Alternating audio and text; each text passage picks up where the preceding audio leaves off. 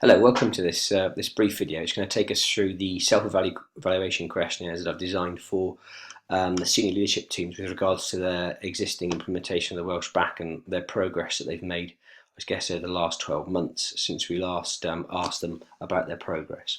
So what I'm going to do is I'll sort of take you through how I've designed it and what the model answers to the sort of questions are going to be that are all on the Word document.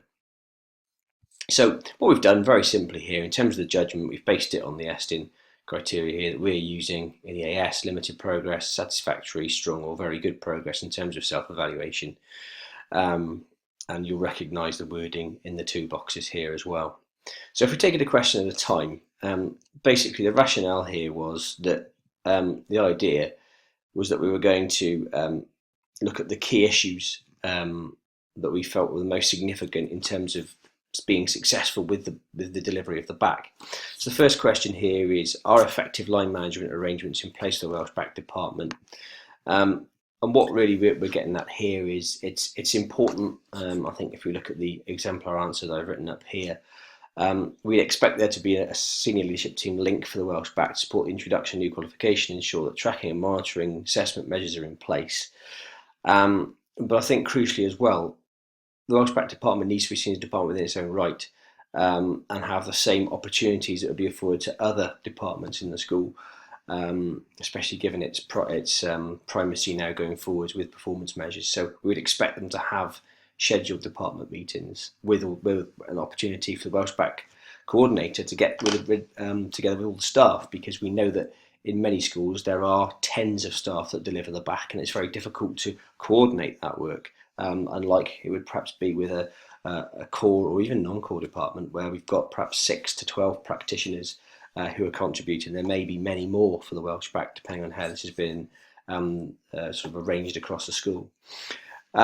Second question, does the curriculum plan allow for allocation of teaching hours? This is back to what we were looking at last year in terms of the recommended hours. We know that most schools have heeded this warning in terms of providing the right allocation, but as a general rule, for Key Stage 4 there should be 120 guided learning hours available for the learners who are studying the Welsh Bacc, which would equate to a GCSE qualification. So in many schools that would be 4 to 5 hours per fortnight on the timetable. I know some schools have gone for a 3 or 4 hour input plus some drop down time, and they can sort of demonstrate how they delivered those hours. That's okay, provided the quality of the input is of sufficient quality. At post C16 level, then we'd be looking at 360 guided learning hours, with an expectation that 270 of these hours have some form of contact with their teachers for the challenges, and also a personal tutor or mentor, which the learners are entitled to, and which are particularly important when it comes to the individual project that they all have to do as part of the post-16 award. And I think whilst at Key Stage 4 most schools are moving towards the correct number of contact hours, for our schools that are delivering at post-16, many are currently falling well below that expectation and could come unstuck when it comes to the fact that all the challenges will be graded going forward. In terms of the third question, are arrangements for controlled assessment component entries in place? They should be by now. We've done quite a lot of work and provide them with quite a lot of material in terms of what they need to know in terms of controlled assessment. So particularly around the e-portfolio for Key Stage 4, for the personal digital record in the community challenge. Schools need to understand the regulations for controlled assessment using ICT, and the sort of controls that need to be placed. So for example, students only being able to access the folder on the school network where their work is going to be submitted before it gets uploaded onto the WJEC ePortfolio site during times of controlled assessment, so that there isn't the opportunity for them to have lots of additional time to produce that assessment evidence. Because obviously that would contravene the JCQ regs on controlled assessment. So it's just checking and testing that the school understands those requirements and are able to deal with them effectively and efficiently. Next question, are Welsh Bacc coordinators attending WJC or ES CPD sessions? Well, the vast majority have attended sessions, we know that. But certainly in terms of the future network events that are being organised within local authorities and the ongoing WJC events, this is an evolving story with the Welsh Bacc this year. There have been some significant changes through the autumn term, which we've made schools aware of in terms of the teaching, learning and assessment of the qualification. And also in terms of the exemplar assessment evidence, that's going to come through some of the WJC events over the next few months, and also the resources to support the revised nature of the specifications will be coming through from our events in the consortium. So it's really important that even though the qualification started back in September, that schools are keeping up to date with the changes, as there have been a significant number.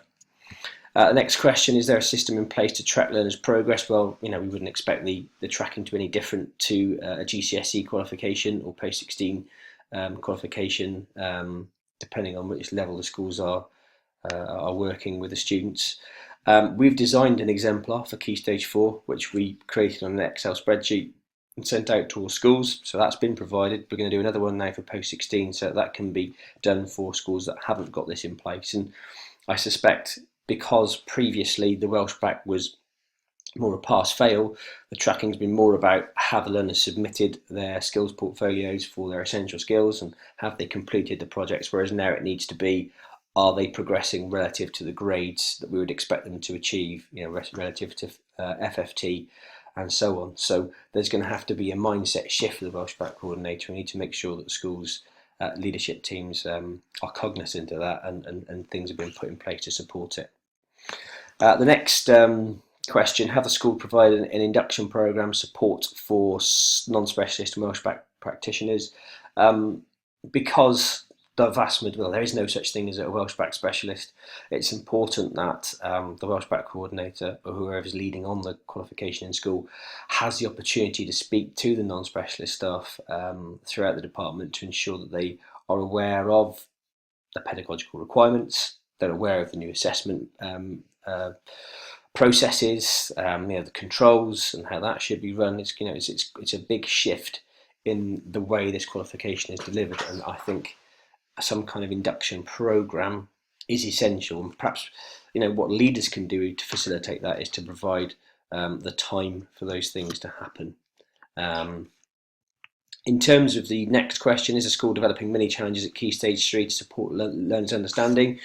With the work that we're doing currently, we're working with some schools on designing some challenges for Key Stage 3, which are not hugely different from what would happen at Key Stage 4 in terms of developing the wider skills, which we would see coming through the Donaldson review anyway. It's not an existing requirement, so we might see that this is something that's going on perhaps more in our forward-thinking schools in terms of curriculum design, but certainly something that we should be looking for, because obviously if the students are developing the skills at Key Stage 3, then we'd expect them to do better when they move on to Key Stage 4. So hopefully that's a useful illustration of those key questions for that self-evaluation review for school senior leaders.